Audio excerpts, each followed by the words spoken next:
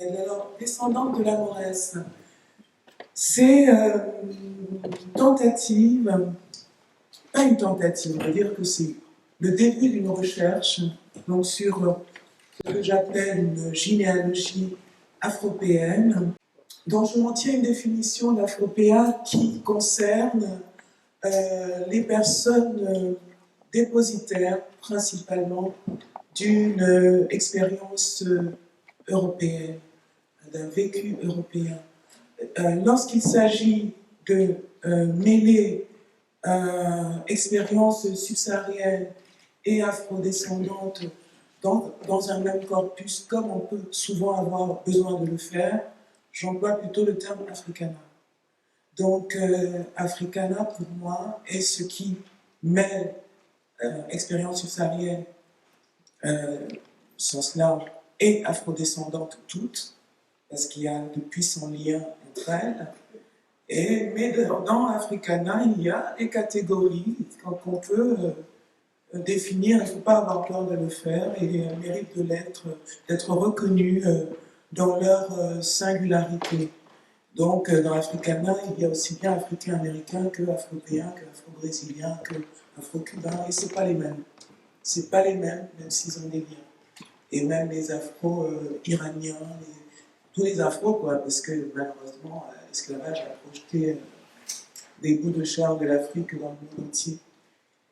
Donc maintenant, j'en viens à cette communication qui n'épuisera pas son sujet. C'est une recherche au long cours. Le mieux, c'est de la désespérer, qu'on puisse voir en même temps et en permanence les trois planches qui défilent. C'est possible? Oui. Voilà. C'est ça. C'est plus simple. Qui n'épuisera pas son sujet dans le cadre d'une conférence. C'est une recherche au long cours, mais qui me passionne et que j'entends donc prolonger. Mais les éléments qui sont là vous permettront de voir un peu de quoi je parle. J'aurais aimé qu'ils puissent être distribués, mais bon, c'est pas toujours possible. Quiconque s'intéresse à l'histoire des Afropéennes, aux femmes qui les ont précédées et dont le parcours marqua l'expérience des afrodescendantes en Europe, a forcément rencontré la figure mystérieuse de sœur Louise-Marie de Sainte-Thérèse, dite la Mauresse de Moret. Encore aujourd'hui, on ne sait pas vraiment qui était cette femme noire cloîtrée dans un couvent où elle prit l'habit en présence de membres éminents de la famille royale de France. À l'instar de la Mauresse, dont seule la fiction pourrait aujourd'hui permettre d'imaginer la vie dans la France du grand siècle, les Afropéennes de notre temps sont filles du silence. C'est à cette situation qu'il s'agit de mettre un terme pour restituer aux Afropéennes leur arbre généalogique. Par généalogie, entendons une histoire de femme, si possible une transmission de femme à femme. Celle-ci, en ce qui concerne les Afropéennes, ne s'effectuera pas nécessairement à travers le langage, mais par la connaissance des présences du passé et par une capacité à leur conférer une densité, à les rendre signifiantes. Il existe bien une mémoire des femmes d'ascendance subsaharienne sur le sol européen. À l'instar de celle des femmes en Europe de façon générale, l'histoire des Afro-Européennes d'autrefois est souterraine, plus ténue, donc plus fragile et plus méconnue que tout autre. Cette absence apparente, renforcée par un silence qui de nos jours étonne, ne laisse les Afropéennes de notre temps qu'avec quelques figures appartenant d'ailleurs à une période très récente, puisqu'elles se confondent avec les migrations du XXe siècle. Bien sûr, le travail qu'entreprennent les universitaires spécialistes de ces questions pour ramener les afrodescendantes en Europe sur le devant de la scène et les faire pénétrer dans une histoire globale des femmes de leur lutte notamment, est précieux. Il est nécessaire que l'on sache combien les femmes issues de peuples marqués par l'Afrique ont œuvré pour la libération des opprimés. Que l'on connaisse non seulement leurs actions, mais leurs accomplissements et mérites. Il est indispensable de savoir que les afrodescendantes en Europe créèrent des organisations comme le Black European Women's Council, ou bien avant cela, la coordination des femmes noires, qui n'était pas nécessairement à peine toute afropéenne. Cette coordination rentrait plus dans dans une expérience africaine. Et il importe tout autant que l'on se souvienne de leurs ascendantes, celles dont la trajectoire, peu documentée, est oubliée. Celles qui ne furent pas des militantes en tant que telles, mais dont l'existence, dans des contextes historiques particuliers, vaut tous les activismes. Ces femmes, qui n'apparaissent parfois que de façon évanescente et dont le parcours en pointillé semble n'avoir rien de significatif à dire, sont la matrice de l'histoire afropéenne. Il convient de les revendiquer toutes, aussi modestes aient-elles été, de les tirer du silence et de comprendre en quoi leurs destins sont liés à ceux des afropéennes contemporaines. Comment les trouver? Comment les connaître?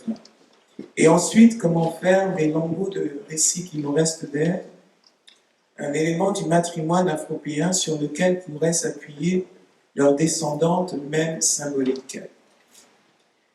C'est une tentative de réponse à ces questions que l'on trouvera dans ces lignes. Il ne s'agira pas de brosser leurs portraits, ni de mentionner toutes celles dont les traces sont disponibles, cette tâche étant impossible à accomplir dans le cadre d'une conférence. Il sera surtout question d'en rappeler quelques-unes à notre souvenir et, les convoquant ainsi en notre mémoire, de leur rendre l'hommage qui leur est dû. Pour les trouver, pour chercher à les connaître, c'est par les arts picturaux que l'on devrait commencer. Si les vies de celles qui nous intéressent ne furent pas toujours spectaculaires, elles furent néanmoins rendues visibles et assez tôt. Une recherche centrée sur les femmes d'ascendance africaine dans l'iconographie européenne ancienne, disons de l'Antiquité jusqu'au XVIIe siècle, parce qu'après c'est beaucoup plus facile, permettrait de les découvrir presque partout, depuis l'Europe de l'Ouest jusqu'en Russie. C'est ainsi qu'en dépit des silences de leurs histoires, il serait possible de mettre au jour un maillage de vécus féminins afrodescendants en Europe, de faire dialoguer entre eux ces parcours, afin d'élaborer un discours que ces femmes ne purent énoncer. La tentation sera grande de vouloir faire de chaque femme d'ascendance subsaharienne, rencontrée en Europe dans les temps anciens, une aïeule afropéenne. La prudence sera de mise pour ne pas dévoyer le terme afropéen avant même qu'il n'ait eu la possibilité de se faire clairement entendre. Chaque fois que l'on trouvera une représentation de femmes noires tirée du lointain passé de l'Europe, il conviendra d'analyser les raisons de l'inclure dans la trame de l'histoire des femmes afropéennes. Si nous disons qu'est afropéenne une personne ayant principalement vécu en Europe et depuis un jeune âge, toutes les présences féminines afrodescendantes ne pourront trouver place dans cette catégorie, et ce n'est pas un problème. Le portrait de Louise-Marie de Sainte-Thérèse est certainement un des plus anciens qu'il m'ait été donné de voir pendant un bon moment, puisqu'il date du grand siècle, celui de Louis XIV. Et ce sont ces mystères sur lesquels nous reviendrons qui ont fourni l'intitulé de ces pages. Pour des raisons que l'on comprendra aisément, j'ai décidé puisque je parle surtout de la France, je connais peu la Belgique pour l'instant, mais ça va venir, je vais chercher, je vais exhumer vos afro-péennes, pour voir si je les trouve. Mais j'ai décidé de faire de Miss Marie de Sainte-Thérèse l'aïeule afro-péenne en titre des afro-péennes de France aujourd'hui. Et donc, je m'expliquerai plus tard. Mais on commence à voir pourquoi, puisque son portrait est très ancien. Je viens de dire que ce portrait était le plus ancien, avait été pendant longtemps le plus ancien une femme noire que j'ai vue dans un contexte européen, avec des précisions, quelques précisions moins sur l'identité de la personne. Cependant, dès l'année 1521, c'est-à-dire plus d'un siècle plus tôt, d'un siècle avant que soit réalisé le portrait de la Moëresse, il était déjà possible de trouver un portrait de femme d'ascendance subsaharienne vivante en Europe. Et c'est le portrait gris que vous voyez sur la première planche, qui a été réalisé au fusain.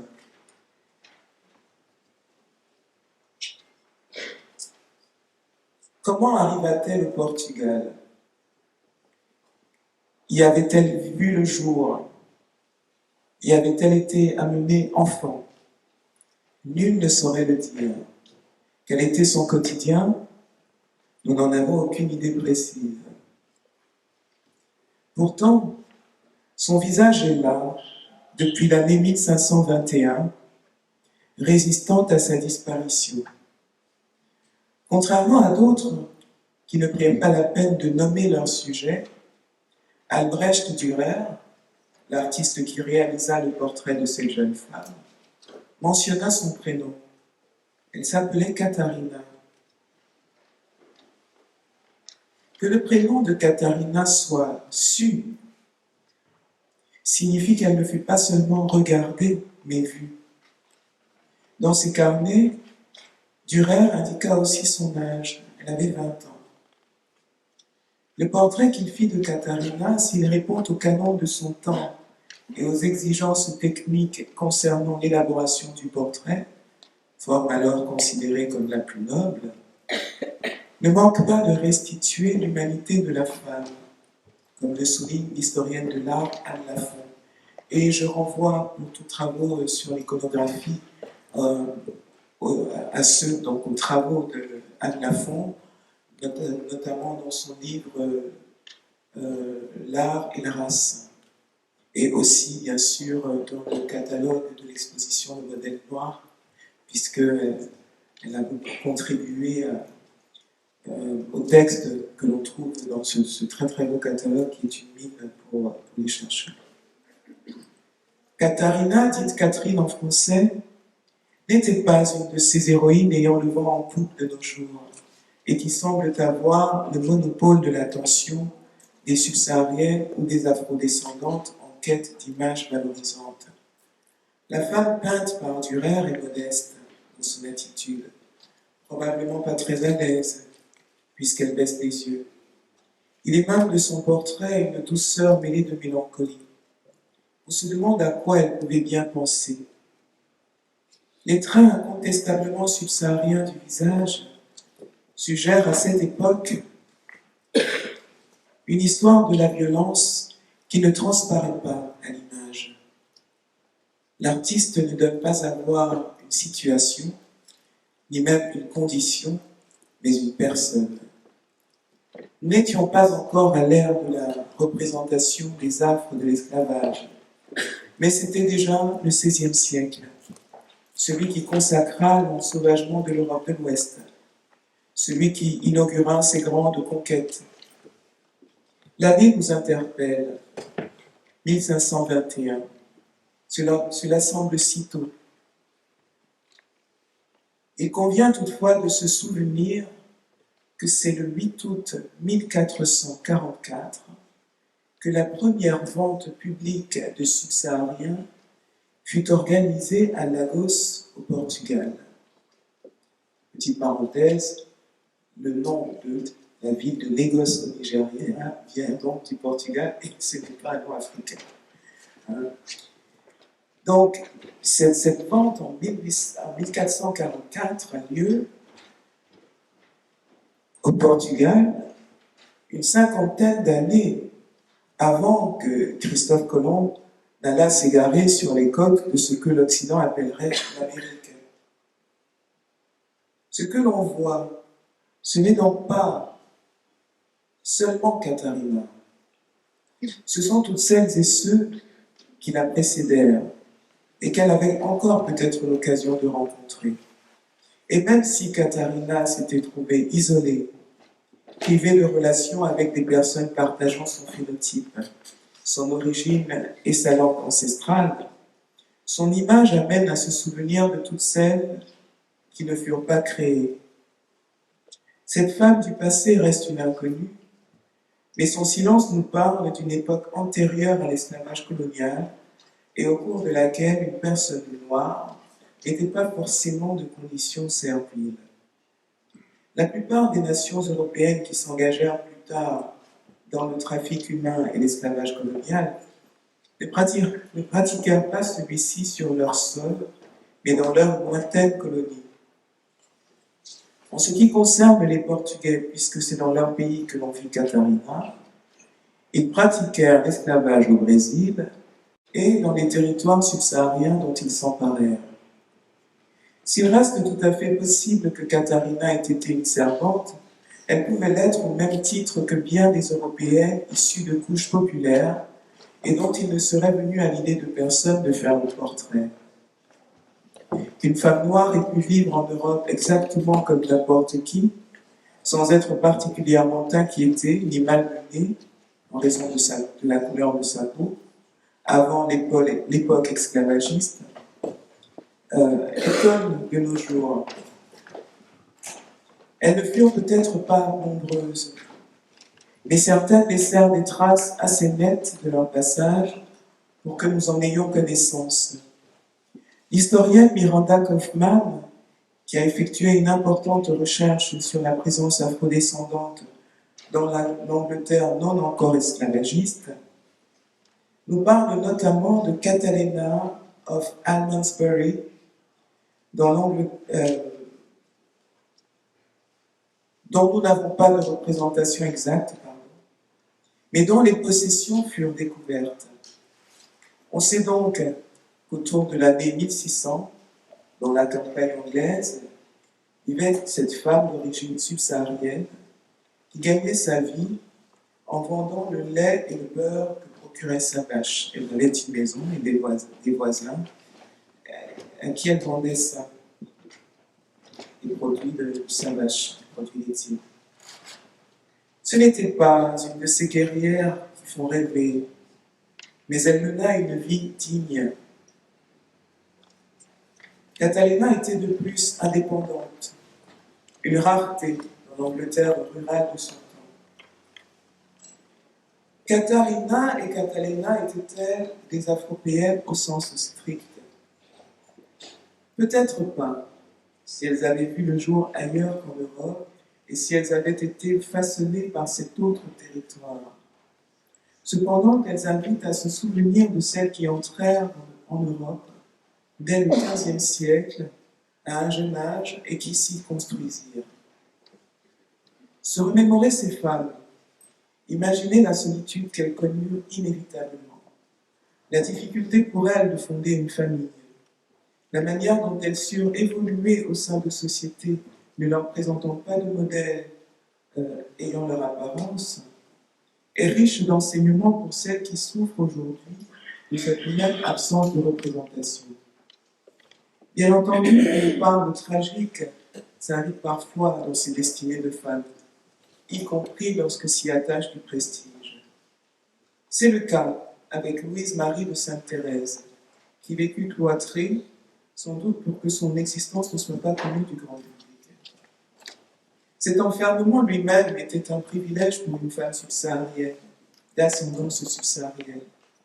Elle ne fut pas livrée à elle-même dans les rues, laissée à la merci de tous les dangers qui aujourd'hui encore guettent les personnes seules et démunies. Louise-Marie était persuadée d'être la fille du roi de France et le disait à qui voulait l'entendre.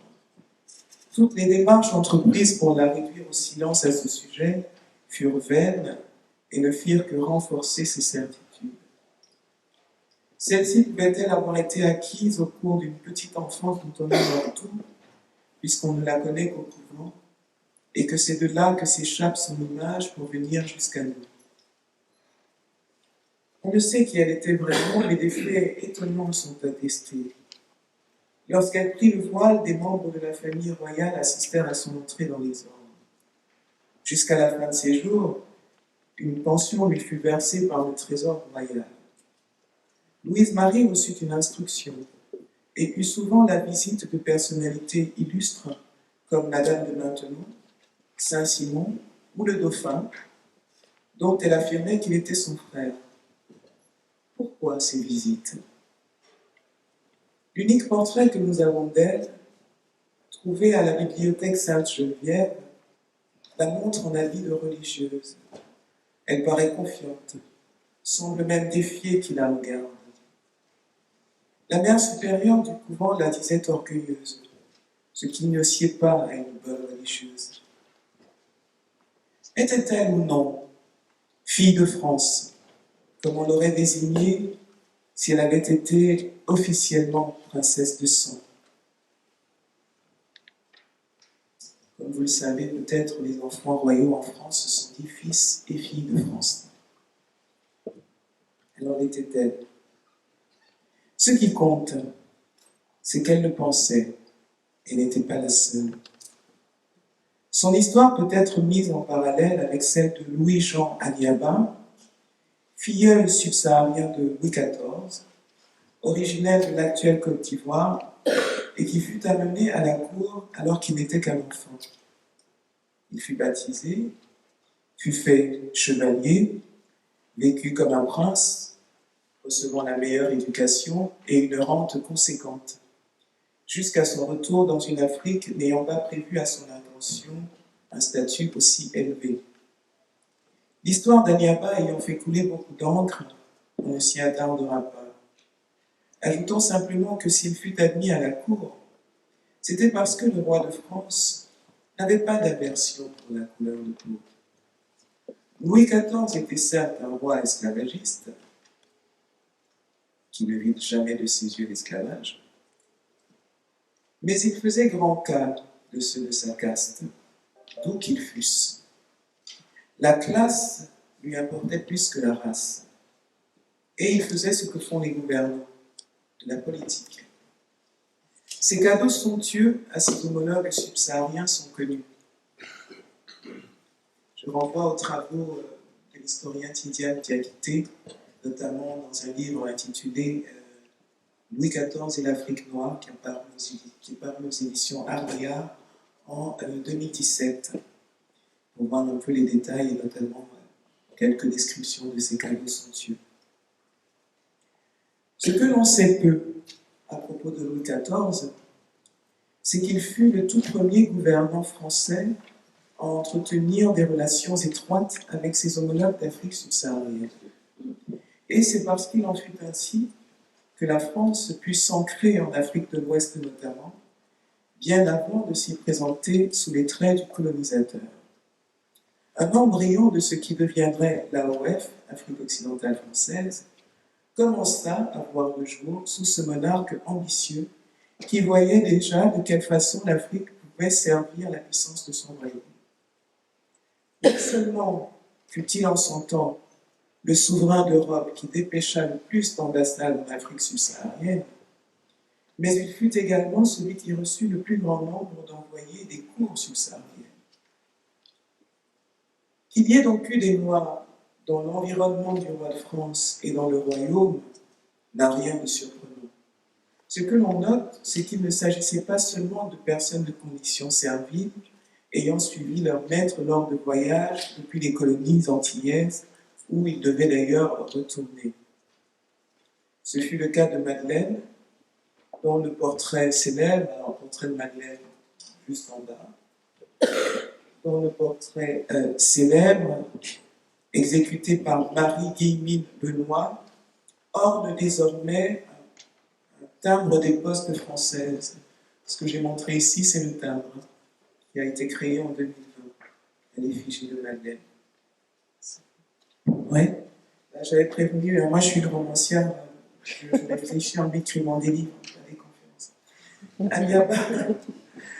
Aniaba lui ayant été présenté comme un prince subsaharien, Louis XIV l'adoptait sans difficulté et le traitait avec tous les égards dus à son rang. Dans ce cas, pourquoi faire cloîtrer Louise-Marie et qui en prit la décision? Lorsqu'elle entra au couvent, elle y arriva sans date de naissance et de parents inconnus. Pourtant, quelqu'un prit soin de l'y conduire et s'assura que de bonnes conditions de vie lui fussent garanties. Si l'on adhère à la légende qui en fait une princesse de sang, l'éloignement de Louise-Marie qui ne fut pas abandonnée est compréhensible. Nous ne saurons pas la vérité. Ce qui est certain, c'est qu'il se présentait suffisamment d'Africains subsahariens à la cour du roi Soleil pour qu'un aristocrate ait eu une aventure, voire une histoire d'amour, ayant engendré cette femme. Ce n'est pas Louis XIV, mais son descendant Louis XVI, qui fit surveiller la présence afrodescendante sur le territoire européen de la France. C'était le XVIIIe siècle, les temps avaient changé. Les esclaves accompagnant leurs maîtres en France européenne avaient l'audace d'ester en justice. Cherchant le plus souvent à obtenir leur liberté, ils faisaient valoir la loi bannissant l'esclavage sur le sol européen de la France. On les trouvait trop nombreux. Leurs forces de travail étaient arrachées aux colonies où elles manquaient et ils étaient accusés de troubler l'ordre public.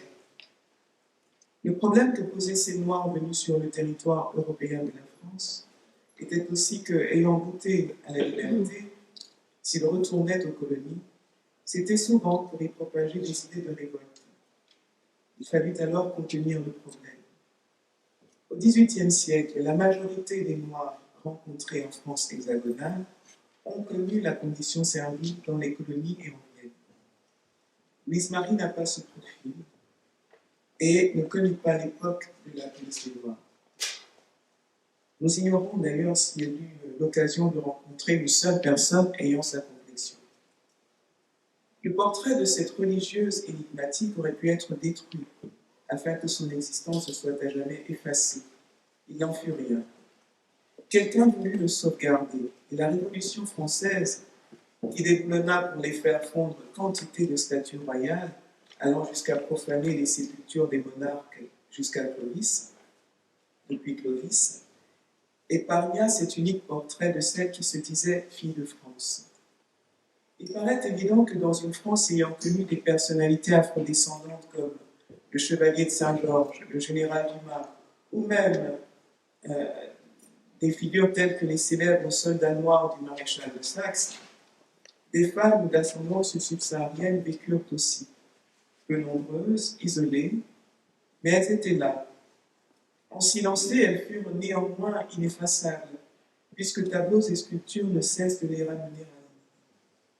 Aux chercheurs et chercheuses, spécialistes de l'expérience afropéenne, on ne saurait trop recommander d'apprendre à faire parler ces œuvres pour mettre en valeur celles et ceux qui y apparaissent, au-delà du rôle que les artistes purent en faire jouer. Malheureusement, dès lors qu'une image nous semble pas immédiatement valorisante, disons, elle est disqualifiée et avec elle le visage que l'on y découvre. Cependant, il importe de se confronter aux images les plus dérangeantes. On ne peut avoir plaisir à regarder le rapt de la négresse, c'est le tableau que vous voyez en haut à droite, en haut à gauche. Tableau de Christian van Coudenberg datant du XVIIe siècle. Il faut pourtant l'examiner avec soin, parce que le personnage appelé négresse est en principe une femme d'ascendance subsaharienne, bien que l'allure de grand primate que lui donne l'artiste la fasse basculer dans l'animalité. Cette femme noire, représentée par un peintre européen dans un décor européen, est sur le point de subir les assauts de plusieurs hommes européens. L'un d'eux, hilar et à moitié nu, la pointe du doigt. Un autre, fin l'épouvante. Celui qui la porte sur ses genoux est entièrement dévêtu et assis sur un lit défait. Comment ne pas voir que le rapt est en réalité un viol collectif, probablement répété? Aussi animale cette figure puisse-t-elle sembler, elle ne consent pas à la situation et tout dans son attitude le proclame. Cette œuvre stupéfiante, qui n'aurait certainement pas été produite un siècle plus tôt, du temps où Dürer faisait le portrait de Katharina, parle d'une évolution, d'une désinhibition affirmée en ce qui concerne le rejet de l'autre, et ce fantasme troublant que certains ont encore, d'avoir des relations sexuelles avec un être qui les dégoûte. On voudrait prendre la fuite devant cette toile en raison de sa violence, mais ce serait une erreur. Si la scène est imaginaire, elle est aussi une pièce à conviction, une preuve du délabrement intérieur de ceux qui, se prétendant plus civilisés que les autres, se voulurent les maîtres du monde et le devinrent. Dans ce vaste espace qu'ils allaient mettre sous leur domination, ils iraient aussi propager leurs désordres intimes. Le rapt de la négresse ne parle pas des femmes d'ascendance subsaharienne et ne peut les définir. En revanche, il renseigne sur les conquérants, sur la nature profonde de la domination, sur les périls encourus par des femmes considérées comme non humaines. Ce tableau n'évoque pas une aïeule afropéenne, mais parle bien de ce qu'il fallait affronter si l'on était une femme et sans protection. Que risquaient les femmes échappées des colonies pour obtenir leur liberté sur le sol européen? Ce tableau fournit une partie des réponses à cette question. Dès lors qu'une telle image peut être produite et exposée, la fiction qu'elle relate est, à n'en pas douter, moins terrible que la réalité. Ce tableau, que l'on peut toujours voir au Musée des Beaux-Arts de Strasbourg, est une archive de la menace. C'est à ce titre qu'il prend sa place parmi les œuvres relatant un pan de l'expérience afropéenne au féminin. Alors je vais sauter Bexabé au bain, puisque je suis trop longue. Oui, voilà, c'est ça ce que je dis. L'élaboration du discours afropéen à partir des œuvres picturales incombe aussi à la fiction littéraire afrodescendante d'Europe, qui tarde à s'imposer en langue française. Il lui revient pourtant de se saisir de ces visages et d'en tirer, avec l'appui des connaissances historiques, des récits plausibles. Louise-Marie de Sainte-Thérèse était-elle fille de France? Oui, non pas en raison d'une naissance présumée prestigieuse, mais parce que les mystères qui l'entourent font partie de la mise au secret d'une présence afrodescendante ancienne en France, en Europe. Louise-Marie de Sainte-Thérèse était-elle fille de France? Oui, car elle se disait telle. Oui, car son histoire, celle d'une enfant d'ascendance subsaharienne, dont la vie se déroula exclusivement en France hexagonale, expose avec ses hachures et zones d'ombre le rapport complexe du pays avec une partie de lui-même. On prit la décision de cacher Louise-Marie, tout en la chérissant d'une certaine manière, tout en continuant à lui rendre visite. Elle était une part de soi impossible à congédier sans se mutiler, mais difficile à assumer en pleine lumière.